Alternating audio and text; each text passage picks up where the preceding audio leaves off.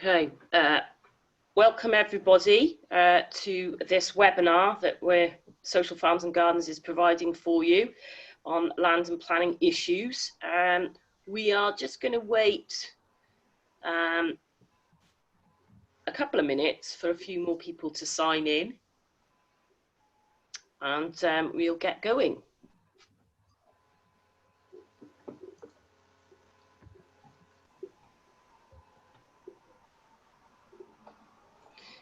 Yeah, I think some people have signed in via the link that I've sent them. Just to be clear, I sent them a link from the test one that I did, which probably I shouldn't have done, but yeah, that's why you can see lots of Lucy Taylors.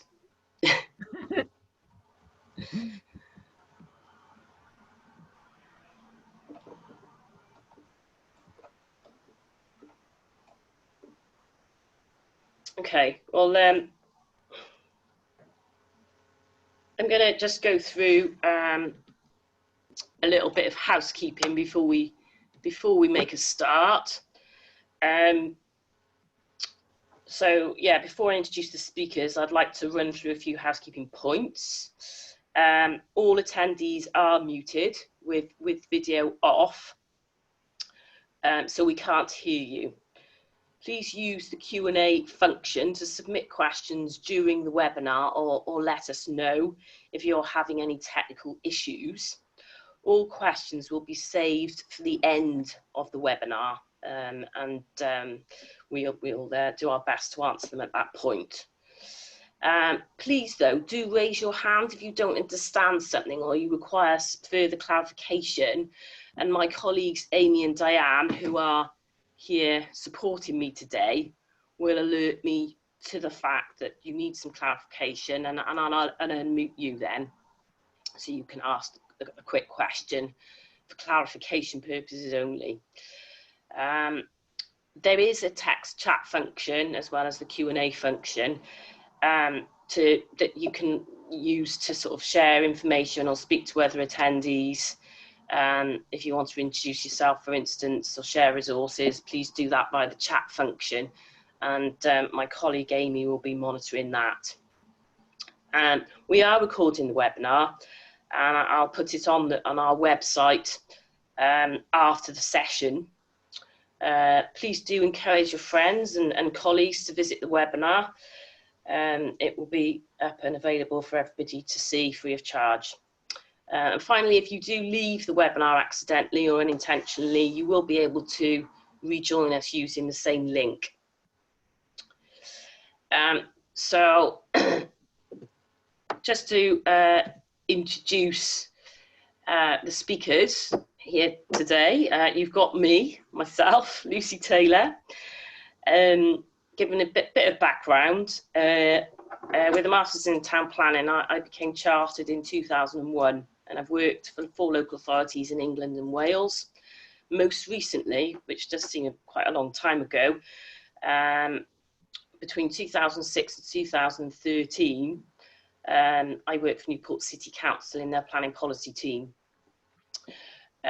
So I joined Social Farms and Gardens 7 years ago this week actually, and have been managing the Community Land Advisory Service in Wales since that time. And I suppose it's true to say I've gained a fair amount of knowledge and experience around land and planning issues for growers in urban and rural settings, large and small.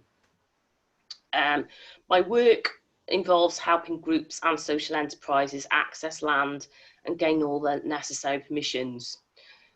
In rural areas, this has largely involved overcoming barriers in the planning system for small-scale growers who want to set up economically viable and sustainable businesses or community-led projects on small but productive areas of land.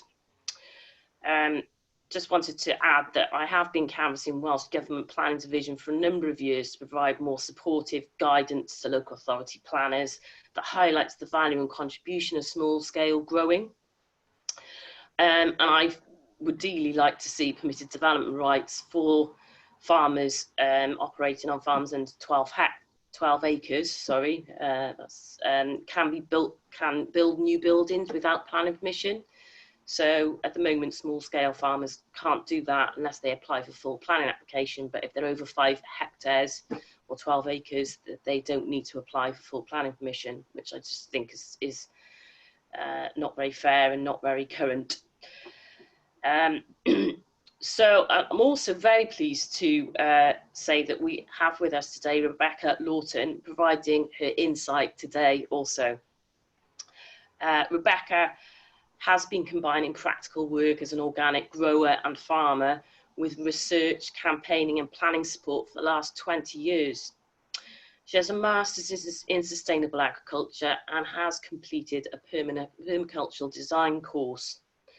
Her planning work has tended to focus on written agricultural appraisals for farmers and growers seeking permission for agricultural workers' dwellings, and has contributed to a number of successful outcomes of planning appeals. She is also an author and the author of Surviving and Thriving on the Land, and has conducted some great research reports into the productivity, financial viability and multifunctional benefits of small-scale farms, including Small is Successful, by the Ecological Land Cooperative, or for the Ecological Land Cooperative in 2011, A Matter of Scale, and both of which, I must add, are excellent evidence-based reports. Encourage you to have a read. Her current work for the Land Workers Alliance and Growing Communities is as a horticultural campaign coordinator, in which she is working to create a more supportive policy environment for UK agroecology sector, horticultural sector. So I think we're going to, before moving on now to the next slide, we're just going to take off our videos so you don't have to look at us all the time. Let's see if I can do that.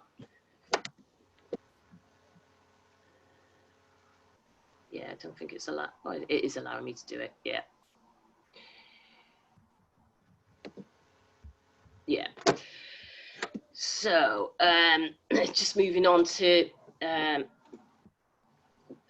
think before going through the agenda, it might be a bit remiss of me not to provide a quick introduction to Social Farms and Gardens. We changed names in March 2019, I believe it was, as a result of a merger between Care Farming UK and the Federation of City Farms and Community Gardens. We then became Social Farms and Gardens, and we are a unique sort of UK-wide charity supporting communities to farm, garden and grow together. We help communities reach their full potential and improve well-being through nature-based activities. Just checking that that's off. So what is the Community Land Advisory Service, the service that I'm involved with? We are managed and sort of employed by the Social Farms and Gardens, and we only operate in Wales at the moment, but we are looking to fund across the UK. We are in Wales Big Lottery funded back in 2013. That was when we got original funded. And then in 2018, Welsh Government began funding us after a 5-year stint from the Big Lottery. So we're funded now by Outdoor Recreation Division of Welsh Government. And we're all about increasing access to land for community-led green space projects. And I would say about 90% of the Community Land Advisory Service work is around supporting growers of local food. From the very small raised bed schemes to the larger community supported agriculture enterprises. We are, though, funded by Welsh Government to support other green space projects that are community-led, such as woodlands, parks, trails, etc. We help groups and social enterprises find land, negotiate with landowners and get the right agreements in place. We also support groups with their planning inquiries and often that often means helping them through the planning application process and advising on whether planning permission is required. We have supported a number of community supported agriculture schemes in the last 7 years, some of which have not got off the ground yet for various reasons, but some are thriving social enterprises, having acquired land and gained permission for various structures. One that instantly springs to mind is Kaitan on the Gower near Swansea, who we've supported a lot in the past. They're now providing 122 bed boxes to local people, 90 families on their waiting list. So a very, very successful CSA scheme. We're also looking to continue our work in partnership. We've done a small amount of work with Lantra in Wales, helping horticultural growers gain permission for various structures. Right, moving on to the end of this of the speakers. I'll tell you a little bit about the growers. I might be speaking to the converted a little bit, but yeah, I'll tell you a little bit about the growers, and then I'll bring in settlement boundaries and building in the countryside, and look at the current state of play, where we are now, bringing this about climate change, and then look at some opportunities for going forward, and how we can help you through the planning process. Rebecca Lawton is going to sort of join me sort of halfway through by providing her insight. So what I thought, as I said, I might be preaching the converted, but we're talking about small scale growers who are operating on units of farming units under 5 hectares. We're talking about growers of all kinds, farmers and organisers, volunteers. Hi Lucy, sorry to interrupt, it's Amy. Your sound is breaking up a little bit. I'm not sure if it's the internet. Your sound is breaking up a little bit. Oh. I'm not sure if it's your internet connection. If you try again, we'll see if that's better. I think we may have lost the last couple of minutes. Oh, right. Okay. That's sounding a lot better. Is it? Yes. Okay. You're much clearer now. Apologies. I'll speak a bit nearer. Yes. So yeah, just to say that we are talking about growers of all kinds and organisers of growing projects, volunteers, and all members of small scale sort of CSA type projects and farming enterprises. These are all people who want to take some control back of their food supply. They know where the food is from and how it is grown, and in most cases it encourages them to do more of it. But there are so many more benefits than the food they eat, socially, for the local environment, and most importantly for many decision makers for the local economy. Many studies have found that communities feel a sense of belonging and are happier in their daily lives. They are eating and cooking much healthier, skills are shared, and employment is boosted. The type of growing, of course, presents opportunities for farmers to diversify and to hugely improve their productivity per acre. Skills are provided, jobs are created, and valuable money is invested in the rural economy. And at this point, I'll just provide a few quotes from the chap on the right-hand side here, Gerald Miles. He's a farmer on a farm in St David's called Kyrie's Organic Agriculture. And it's an amazing CSA in St David's, West Wales. And he's suggested that there is no better livelihood to be had. We are doing what we should be doing, feeding our local community. He describes the farm as a space to connect with food. In doing so, we are creating a legacy for happiness. We're bringing people back to the land, creating an appetite for growing, outside and treasuring our food. He thinks we should have farms like this everywhere in the world. And I believe these benefits can be easily gleaned from much smaller growing spaces, medical schemes, a few raised beds at a local primary school, allotment spaces that are being transformed into community gardens. The list goes on, and Social Farms and Gardens is proof of that, while we support 1,700 member projects and enterprises across the UK. Not to mention the groups that we support and our funded programmes who are not quite members yet. Moving on. So let's get into the nitty-gritty. Settlement boundaries denote where development should be.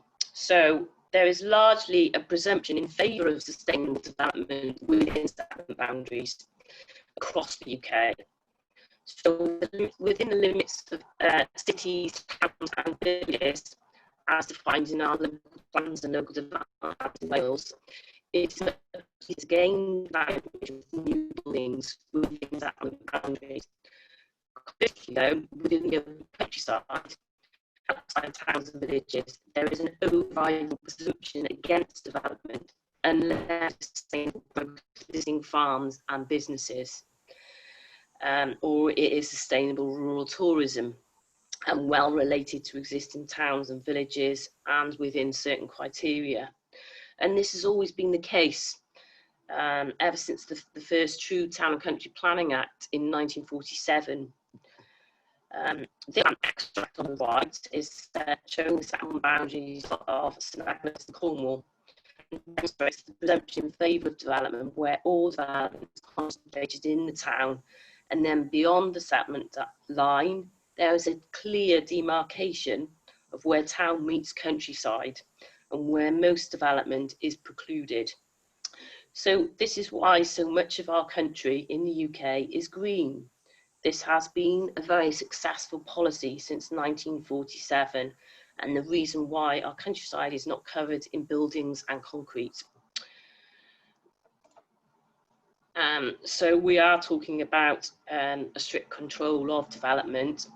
There is a presumption in the countryside of non-essential development across the UK, and this is because the result of this is mainly that it protects the character of the countryside and all the amazing assets of the countryside, and why we are blessed with landscapes such as this that you see in the photo. To expand upon this, there is no justification for locating the majority of uses and development within the countryside when more suitable sites exist within built-up areas. And this is why local planning authorities ask for full justification for new buildings, especially where a new enterprise is proposed. Many officers, planning officers that is, are not familiar with the productivity levels of small-scale horticultural enterprises and the needs for packing sheds, polytunnels and parking areas are alien to them. And of course, permitted development rights for new agricultural buildings only apply to farming units over 5 hectares in England and Wales. So small-scale farming operations or growing projects in the open countryside are asked to provide strong cases and full justification for any proposed development. And the following types of questions will need to be answered. How are you going to make money? Is the building necessary for the level of growing or the size of the farm? How will you contribute to the rural economy? Is this really a business? Provide copies of your business plan and how you are going to make money. And because of the lack of familiarity, I suppose, planning officers do tend to put these types of planning applications near the bottom of the pile. As I will say a bit later on, you will need to be patient and need to jump through various hoops in order to satisfy the planning officer and to gain a favourable recommendation. Moving on, so where are we now? I just wanted to combine the sort of problems really of climate change and Lucy. Yes. Sorry to interrupt. It's Diane. The sound has been very. It keeps dropping out, and we've had quite a lot of comments on the chat about it.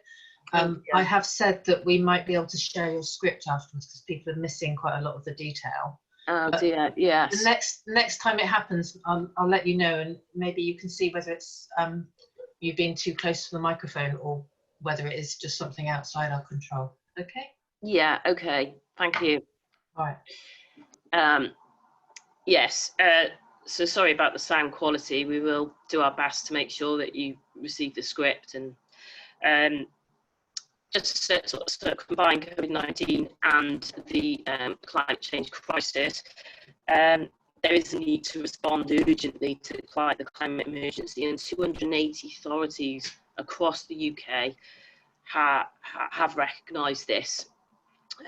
The IPCC, the International Government Panel on Climate Change, now makes it clear that without drastic changes in land use, agriculture and human diets, we will fall significantly short of targets to hold global temperature rise below 1.5 degrees. Agriculture and food systems are identified as the key drivers of land degradation, and there is an urgent need to accelerate creative and effective solutions.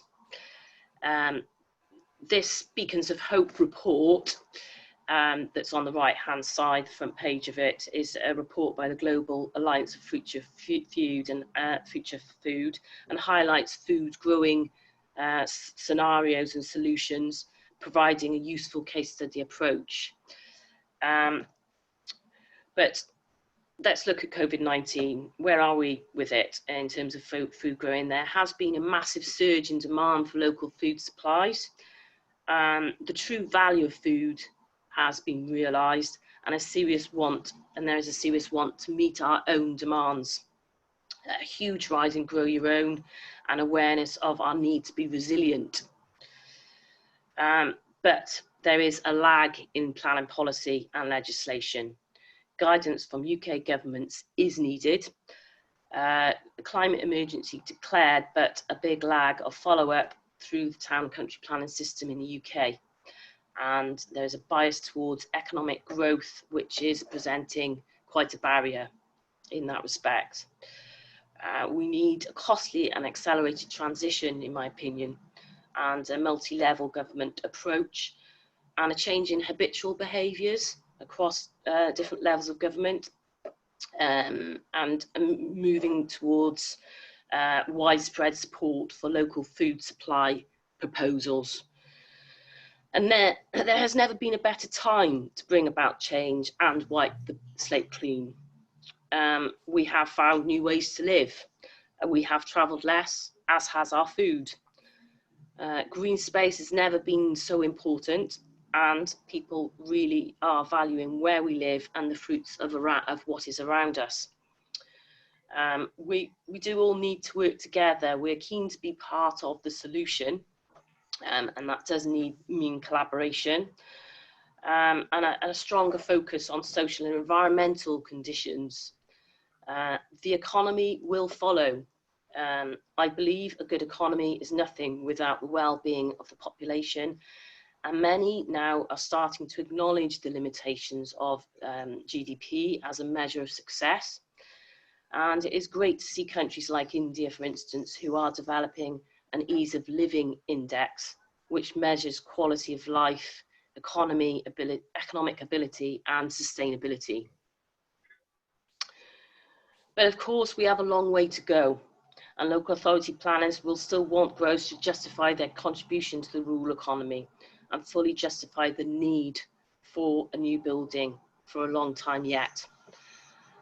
We need small-scale growers to keep growing, to start up, to expand, and to canvass our governments for small changes that will make a big difference.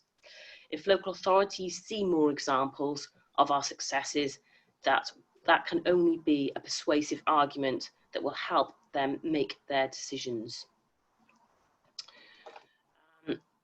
just now moving forward to where we are with sort of current opportunities and some tips for you on the planning process. You must plan ahead. This is going to be more important than ever, because everybody else operating in the planning system is planning ahead. So you need to be prepared to do that. Never acquire land without gaining planning advice first. I do see a lot of examples of that, where people buy land or get long leases and don't get at least some sort of pre-application advice from a planning perspective, because it really does matter if you're in the open countryside or not. Have early discussions about your plans with the local planning authority, and yes, write business plans before submitting planning applications, demonstrating proposed turnover and how many staff will be employed. These are persuasive factors as to what contribution you're going to be making. Paint a picture. You are not the only ones who have a great idea. Many fall flat on their face, and planning officers will need convincing that this is not a hobby or a pipe dream, and if they are going to recommend approval of a building in the countryside. Be prepared to be patient. COVID-19 has meant even more delays and backlogs. You need to play the game. Present to the local authority how you can help them meet their goals.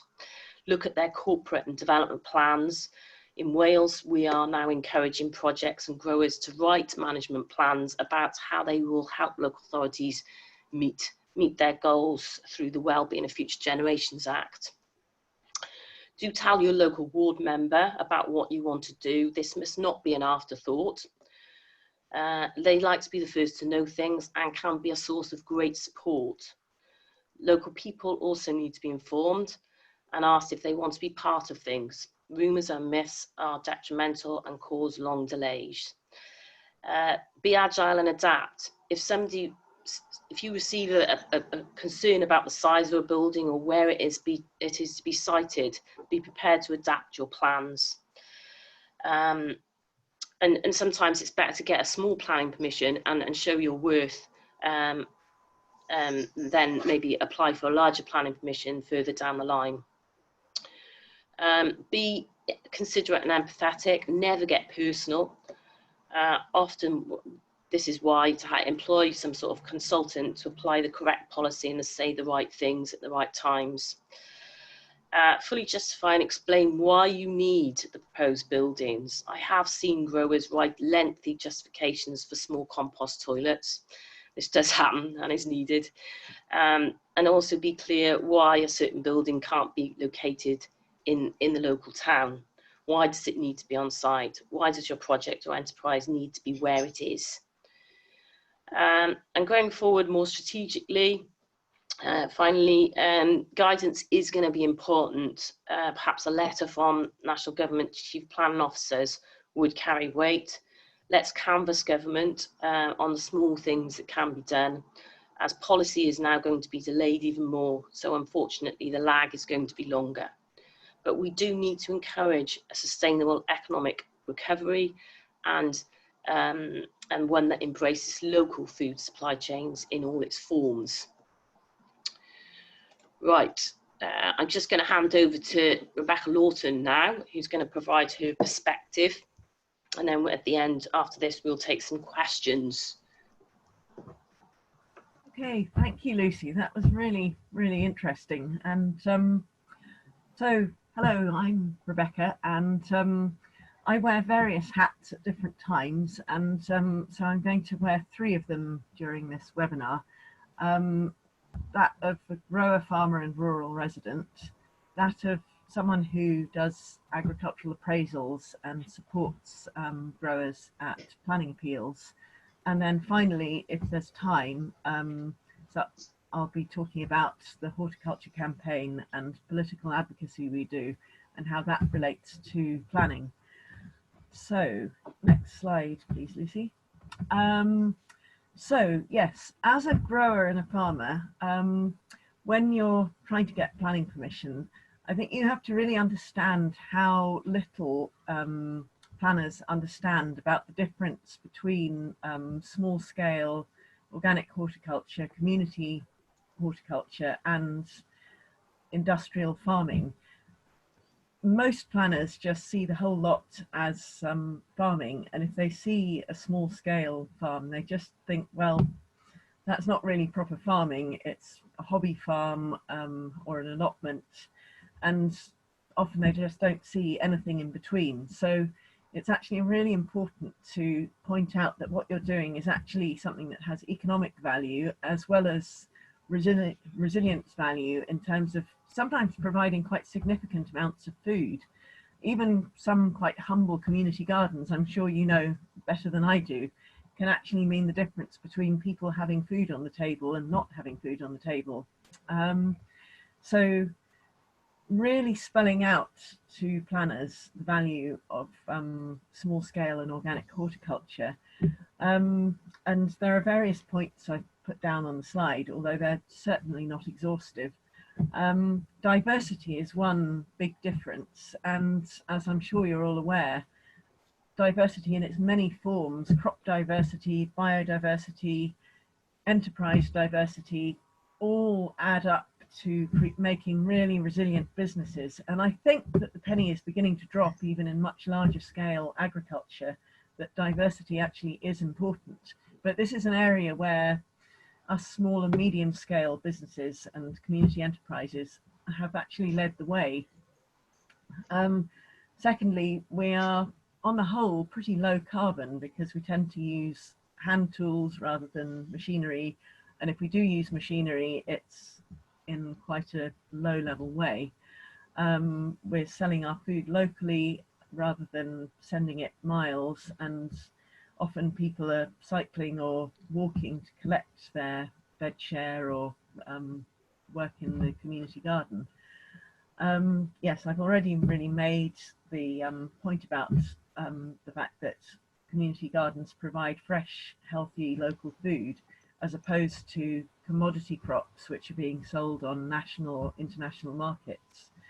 And also the public engagement that that community related gardens provide actually can sometimes mean the difference between people or their children eating vegetables or not eating vegetables, because I'm sure you all know the sort of benefits of children being involved in growing vegetables, and they actually want to eat it when they've grown it, as opposed to it just coming from a shop and being one of those yucky vegetables. And sometimes I actually really sympathize with children, because lots of shop bought vegetables can be pretty tasteless. So and then finally there's a real difference between small scale farms are much more labor intensive generally, and that is often seen as a negative, because I'm sure you're all aware of the crisis we've been having in horticulture, particularly since COVID, in the labour shortages for picking and other horticultural jobs. And small scale farms actually are attracting people who may not want to do larger scale horticultural work. So I think pointing out the attractiveness, the fact it's more skilled sometimes, although that's not to say that larger scale growing isn't skilled, because it really is, but it's often more meaningful. The jobs are more diverse rather than working in a monoculture where you're just doing the same thing day after day. So really spelling out the benefits and the differences between small scale and industrial horticulture is important. It's really valuable to gather metrics to actually build the case. So you can make claims, but it's much, much more powerful if you've got statistics that show how much more biodiversity you're delivering, how much carbon you're sequestering or not emitting, how many people want to come and volunteer for you each week. So providing metrics to go into your planning case is really useful. Yes, so proving economic viability is really important.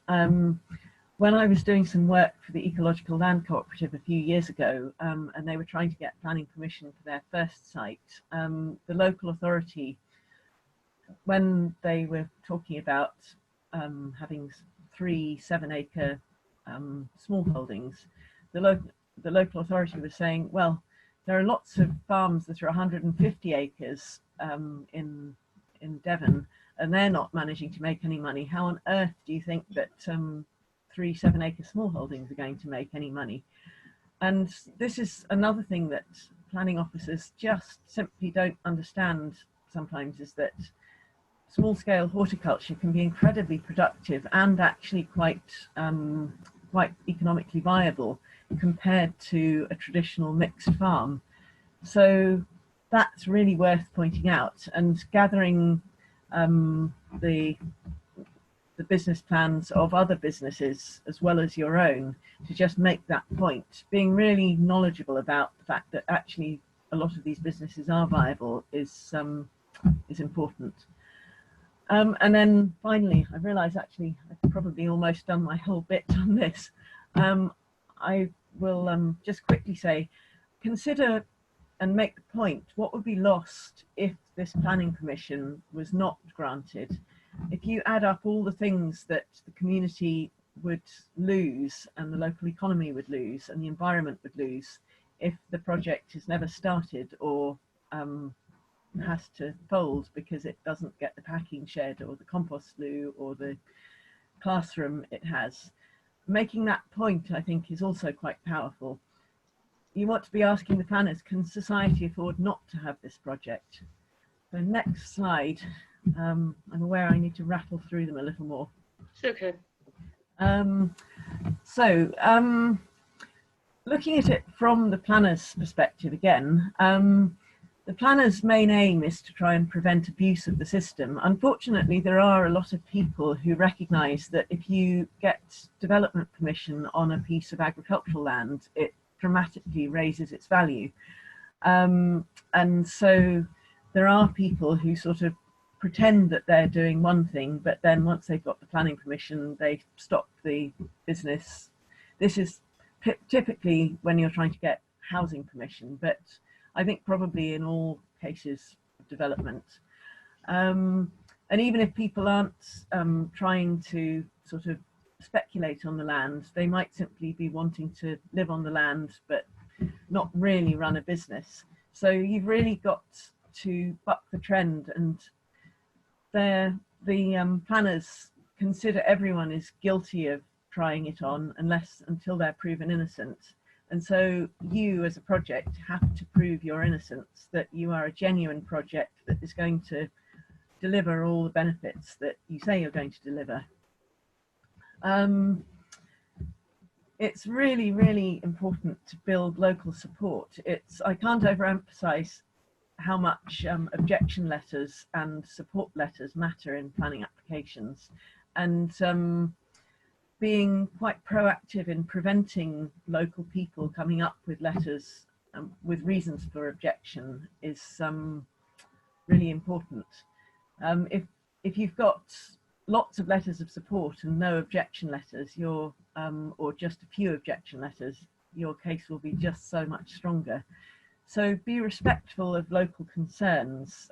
For example, local people might be worried about a community project bringing an increase in traffic or speeding traffic. Unsightly mess is another thing that really upsets people.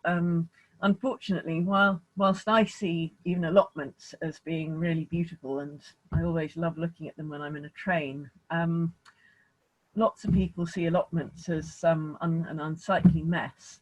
So trying to make your site, particularly when you're trying to get planning permission, look really tidy and businesslike, and not having flapping bits of plastic and untidy piles of boxes. That can make such a good first impression when you get your site visit, if it just looks tidy and businesslike.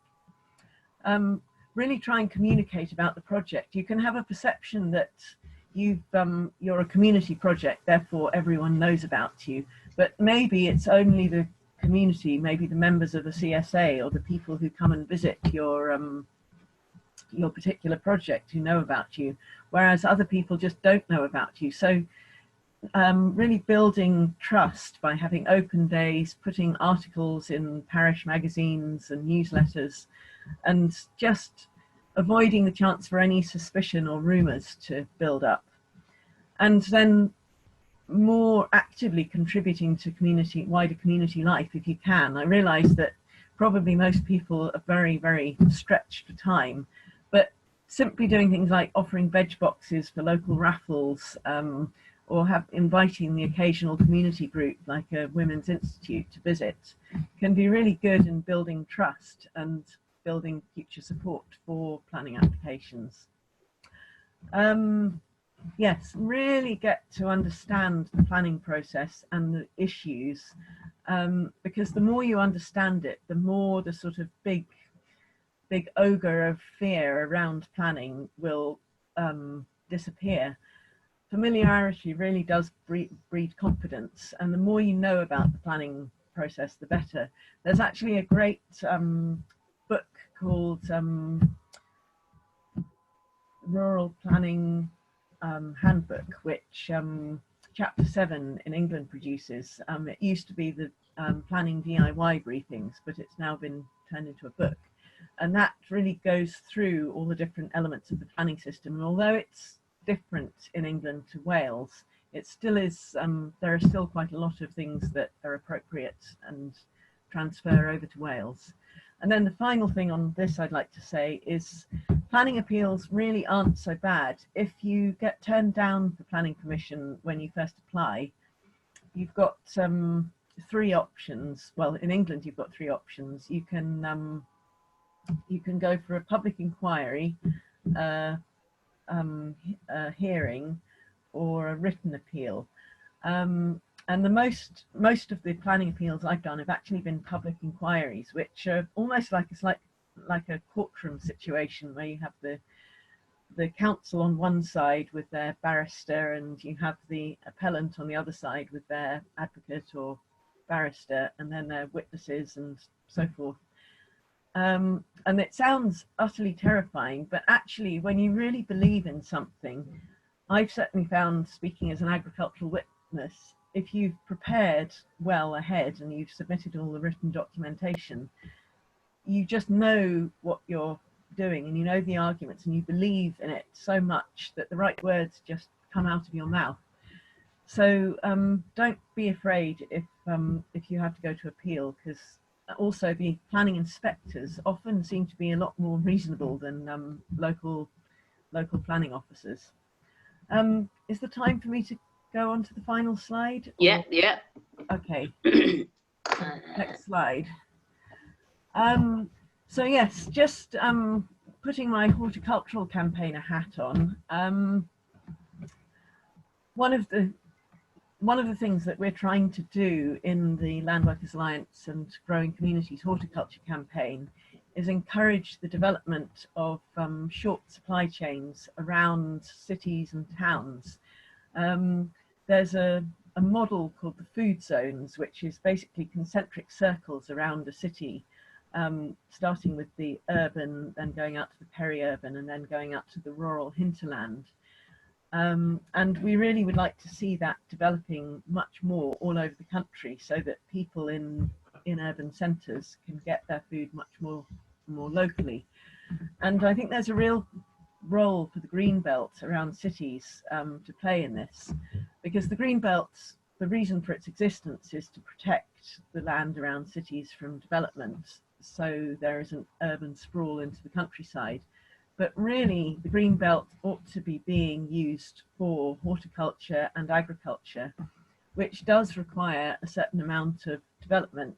So we really need to be advocating for development in association with horticulture and agriculture in the green belt to actually protect the green belt from housing development. So that's one point. Yes, we need to be encouraging horticulture and agriculture in the green belt because it's close to where population centres are and they need fresh local food. Also, as I don't need to really tell any of you because you're doing the community horticulture, public engagement needs to really be near where people are. So the green belt is where community farms and community supported agriculture schemes should be. And also, I firmly believe that when you've got gardens and farms that are being actively managed with trees and crops, you can actually design beautiful buildings in with them and create beautiful landscapes. And I think we've got a real potential to create a different future for the green belt, which ultimately I think people will really love and appreciate. But it does require appropriate development, including polytunnels, packing sheds, and accommodation for workers. And the other thing, if that's being put across, when you're making these arguments to people, if you're told, oh, come on, you're being so idealistic, this can't possibly happen, a really good argument to have up your sleeve is, well, where do you get your veg from at the moment? And if people are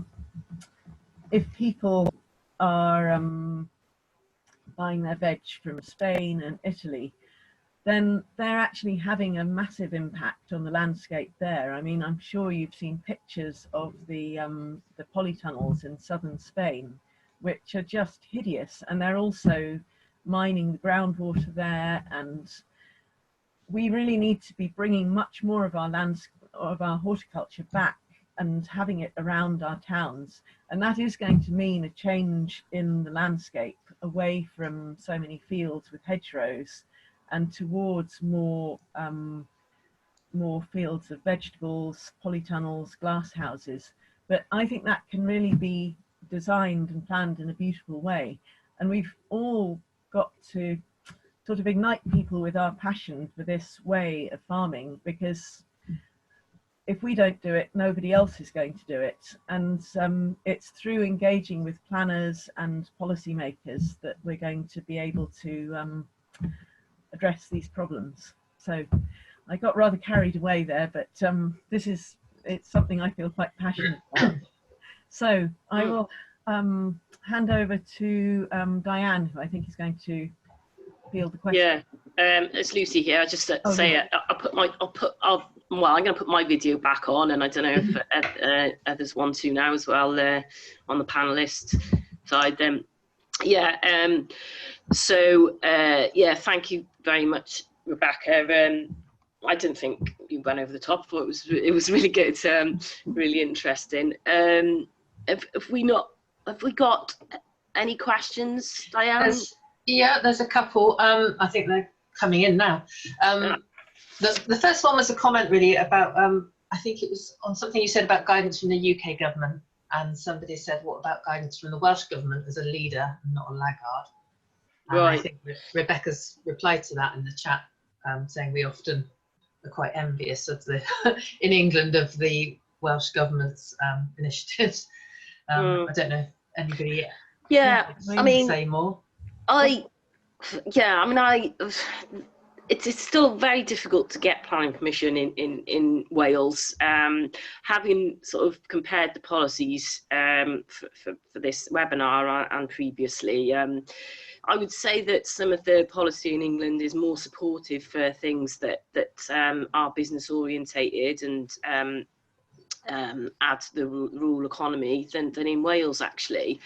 But of course in Wales we do have the One Planet development policy that a lot of people in England are envious of, but the reality of it is that it's extremely hard to get planning permission via that route. A huge amount of evidence is required to show that you can more or less live off the land, but 80% I think it is within 5 years. And you know, they are long campaigns that people go through in order to be able to get houses in the open countryside through that route. I firmly believe that policy in Wales is still lagging well behind some of the more other parts of Welsh Government's intentions, really. You know, we've got Wellbeing and Future Generations Act, and there is a big lag with planning division in terms of recognising the contribution that these schemes and projects can make to the rural economies in a sustainable manner.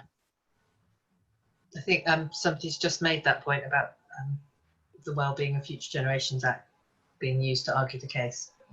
Before, they made it as you were commenting on that. Right. Yeah. Alana Hill's asked where they can find out more about the campaign for the Green Belt, Rebecca. Oh, well, the campaign for the Green Belt hasn't actually really started yet. I mean, the horticulture campaign, which is run by Land Workers Alliance and Growing Communities, has started, and we're probably going to be starting to campaign a bit more actively for having a fruit and vegetable strategy across the UK, because the Food Foundation, who run the Peas Please campaign, which is all about encouraging people to eat more fruit and vegetables, and one of the people who runs that, Amber Wheeler, actually lives in Wales, and so we've been thinking, actually we really need to have a proactive plan to increase horticulture across the board, so we're not reliant on so many imports. And this, I hope, is going to start really ramping up over the next year or two. So far, the horticulture campaign has been mainly sort of political advocacy, with Land Workers Alliance going to, we have a place on the Edible Horticulture Round Table where we meet with DEFRA 3 times a year. And there's something called the Fruit and Vegetable Alliance, which has representatives of all the major growers organisations. And one of the really exciting things that we, fingers crossed, are going to achieve in the next month is getting to run one of the tests and trials for the new environmental land management scheme, which will involve, it will be basically a test of some of the ideas of how horticulturalists can get payments for delivering public goods once we move away from the basic payment scheme that we've been part of with CAP. So far the campaign has been running sort of very much with DEFRA and on that side of things. We have got plans to have a planning campaign which will incorporate the Green Belt, but we only have a handful of part-time workers, and there's only so much we can do at the moment. But yes, let me know if you're keen on working with us on this, because the trying to get food zones around each city is part of the horticultural campaign's aim for the next 10 years. And the more people that are supportive of that and working with us on that, the better. So please get in touch. Yeah.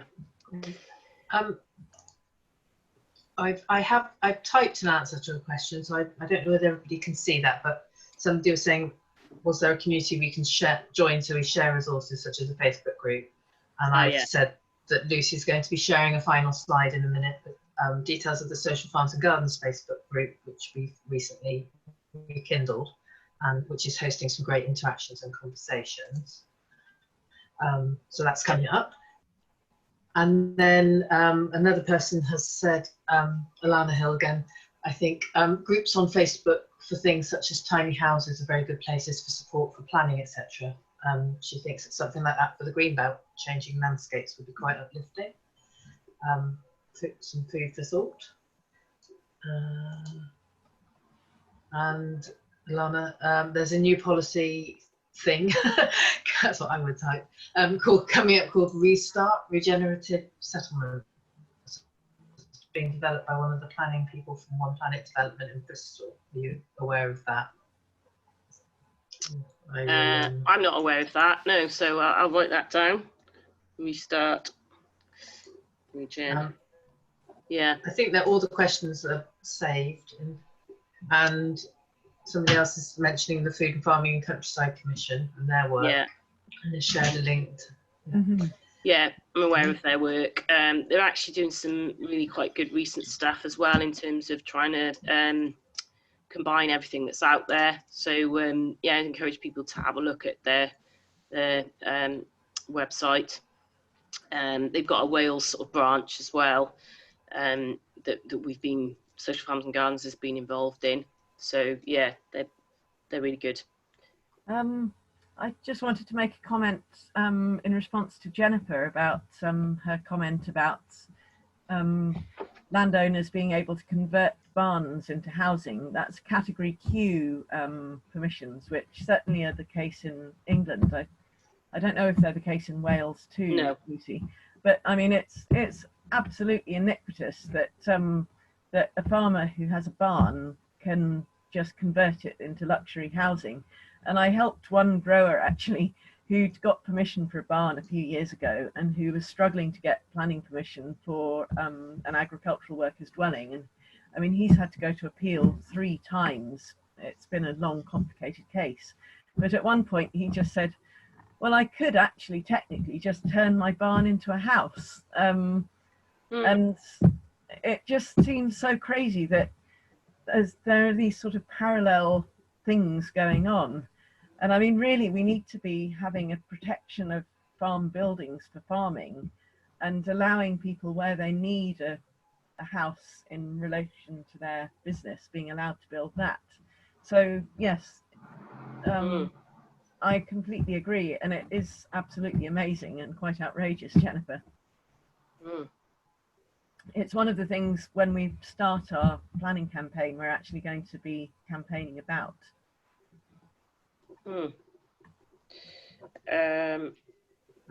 Jennifer, so thank you. There's another question come in for Lucy. Are you aware of the biophilic scheme in Swansea by Hacer Developments? Not.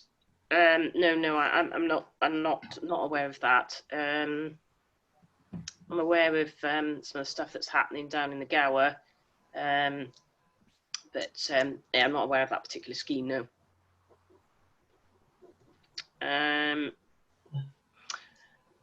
Yeah, I had a question for Rebecca as well, actually. Okay. Just in terms of how we take things forward. I'm just wondering if you're aware of any sort of inspector or particular local authority policy approaches that would be good examples of where we can cite those to other planning officers making decisions. You know, I've got a couple of good quotes from inspectors in their decision letters, or, you know, I'm particularly interested in local authority approaches as well that we should be citing. Yes, I have to admit I'm slightly out of date on where the most cutting edge local authorities are. I mean, a number of years ago we were campaigning on getting a low impact development policy in West Dorset, which is where I was living. But unfortunately, just due to lack of time, we didn't get very far on that.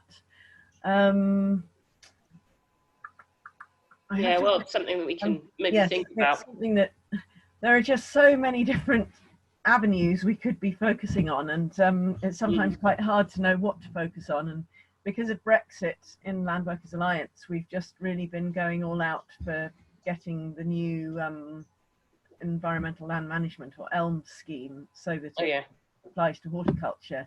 And a lot of our time has been focused on that recently. And then once we've got that sorted, we'll move on to planning. But yes, it's something that does really need addressing sooner rather than later. So if a pressure group were to start up and work alongside Land Workers Alliance, or even as part of Land Workers Alliance, to adapt the planning and to address planning issues, that would be great. And we've got the skeleton for a planning campaign, but it's just at the moment a lack of time and capacity that's preventing us from taking it forward. But hopefully that will change over time. Oh, I should just mention one thing that we are hoping to do this year. We've got some funding working in conjunction with the Ecological Land Cooperative, or ELC, to run sessions for training planning officers about the needs of small-scale farmers. And basically the idea is we get so frustrated that so many people end up having to go to appeal because planning officers just see an application from one of our members and they just think this can't possibly be viable. They don't have 10,000 chickens, so there's no essential need to live on site. We'll just refuse it. And then it goes to appeal and then it gets permission.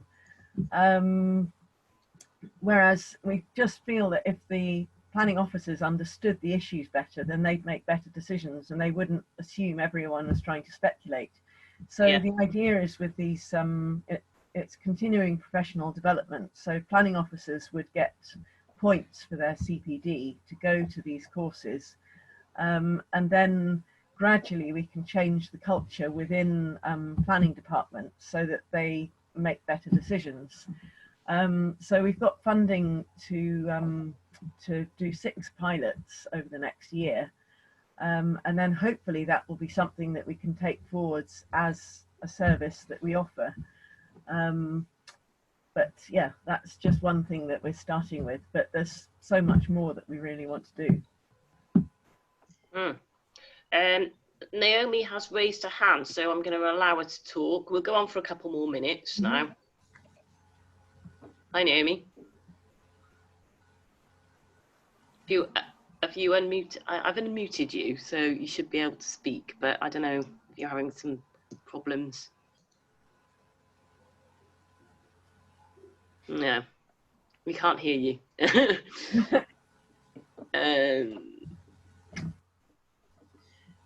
Okay.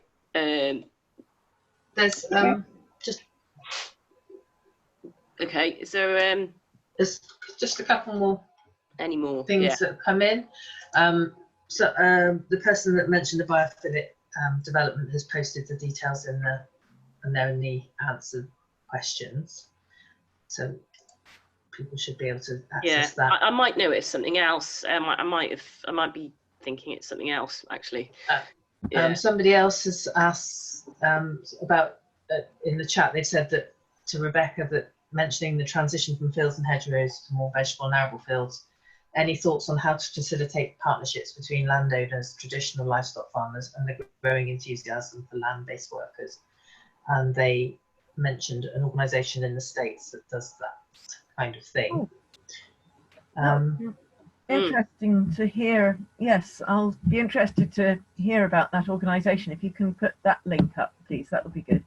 One thing that we've been thinking about, and I've collected some case studies about, is where you have horticultural units on conventional mixed farms, and we actually, as part of the agriculture bill, one of the things that's going to happen is that during the transition payment period, when basic payment scheme is going to be tapered down, there's a provision whereby if the landowner wants to get all of their transition payments in one lump sum and then just get out of farming altogether, they can. And that's, to me, that just seems ridiculous that they've been claiming all this money just for owning land for so many years, and then they get this big lump sum to leave farming. And what I think is that they ought to make this conditional upon landowners making some of their land available to new entrants or community projects, which would then enable community gardens or CSA schemes or just a new entrant project to happen as part of a mixed farm. And I think there'd be advantages both to the tenant with this. Unfortunately, it seems like there are just not going to be any amendments to the Ag Bill, but I have been floating this idea for the lump sum payment becoming conditional, and various people have thought it seems like a good idea, but I don't think we're going to get it changed in the Ag Bill, unfortunately. There's just there's quite a lot of thank yous in the chat and the questions. People appreciating the suggestion of training for planning officers. That's that's quite popular. Yes. And people asking for a copy of the presentation and how to contact you both, which I think you'll obviously share at the end. Okay. Yeah, there's lots of useful stuff in the chat and the questions. Can I ask? Oh, another question here. What do you think about starting a soil site in urban cities in London, helping to create compost from people's kitchen scraps? Access to quality compost is key for farmers. Sounds like a great idea. What do you call it? A soil site? A soil site, yeah. One word. Yes. Yes, I mean, soil is a very, very precious resource. And it could be somewhere where, when they're building developments, people could bring topsoil as well, I guess. I just want to ask, will the chat room be available as a transcript just in itself? Can that be made available? Yeah, I'm not quite 100% sure on that either, whether we can go back into the chat and answer questions individually after the webinar. I've just copied it and I'm just going to paste it into a Word document just in case. Diane, it's going to be amazingly do that. That's great, thank you. Well, I don't know. I haven't done it yet. Okay, let's finalise things then. Thank you everyone for the questions and for your sort of participation. These are my contact details. I'm on Twitter as well, at CLAS. If you want to email me, I'm lucy@farmgarden.org.uk. Yeah, I haven't got say-so to send out Rebecca's details, but I'm sure we can arrange something. Right. I'm sort of slightly wary about giving out my email address because I'm so overwhelmed at the moment with emails. Oh gosh, yeah. But we can field things. Yeah. If you could, I'd be really grateful. Sorry not to be able to just give it out generally. Yeah, that's fine. That's fine. Yeah, we have got some hoping to have some more webinars coming up as well. We've done a few, so please do have a look at the webinars page on you can access it via the front page of the Social Farms and Gardens website actually. So if you just go to farmgarden.org.uk, and also if you've got any ideas for future webinars, we did do a bit of a survey at the outbreak of COVID-19, but if you email my colleague Sophie, she'll have a look into that if you've got any more ideas.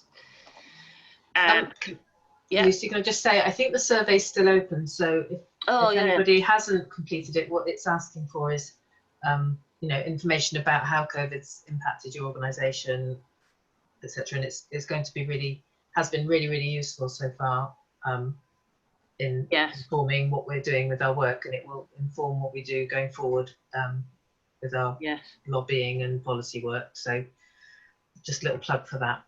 Yeah. I think the link's still on our website. On the website, yes. And then we have got quite a useful Facebook page as well, which a lot of people are sort of sharing ideas and resources on.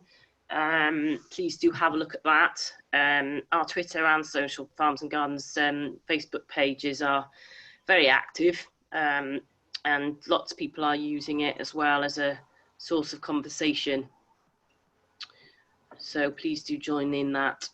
And that's it really. So these are some contact details about our main social media accounts if you wish to connect with us on those. This webinar will be available on the website, and I've got a script of a lot of what I said today, and we can share the slides if people want them. Please just email me. But yes, we'll be sharing everything on the website. Okay, thank you very much, everyone. Yes, and thank you for inviting me to join you. It's been a really good experience. So yes, I do want to thank and keep strong in the face of planning opposition. Yes, indeed. Thank you so much, Rebecca, for joining us today. It's been a really good insight, and then an opportunity now for us to work together more going forward. Right. Yes, and I do want to thank Amy and Diane as well for helping me out very much and alleviating my confusion and nerves. And thank you all for your insight and questions. As I said, you can email me on lucy@farmgarden.org.uk or reach out to us on social media. Thanks very much. Thank you. Goodbye. Bye-bye.